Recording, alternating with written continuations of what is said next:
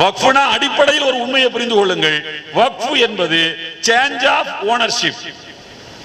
இனிமேல் கொடுத்தவருக்கு அந்த வக்ஃப் அது சொந்தம் கிடையாது. அவர் ஓனர் அவர் கிடையாது. இனிமேல் ஓனர் யாரு? அல்லாஹ் தான் ஓனர்.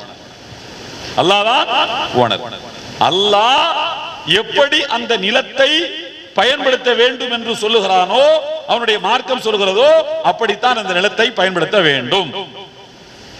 அந்த வாக்கிப் ஒரு வார்த்தையை சொல்றாரு, அது அல்லாஹ் சொன்னதுக்கு முரணா இருக்குன்னா வாக்கிபுடைய வார்த்தையை தூக்கி போட்டுட்டு அல்லாஹ் சொன்னபடிதான் அந்த நிலத்துல செயல்படுத்துறது. அல்லாஹ் சொன்ன மாதிரி அல்லாஹ் ஒரு 12 கிளாஸ் சொல்லியிருக்கான். அதுல ஒரு வாக்கிபு 3 கிளாஸ் மட்டும் சொல்றாரு, இதுக்கு தான் பயன்படுத்தணும், அப்ப அதுக்கு பயன்படுத்தணும். வாக்கிப் சொல்றாரு, அதுல ஒரு மதுபான ஆலையை வச்சு ஊருக்கெல்லாம் இலவசமா மதுவை கொடுத்துருவோமா? கொடுத்துருவோமா? ஏன் கொடுக்க மாட்டோம்? அல்லாஹ் அதை கூடாதுன்னு சொல்லியிருக்கான்.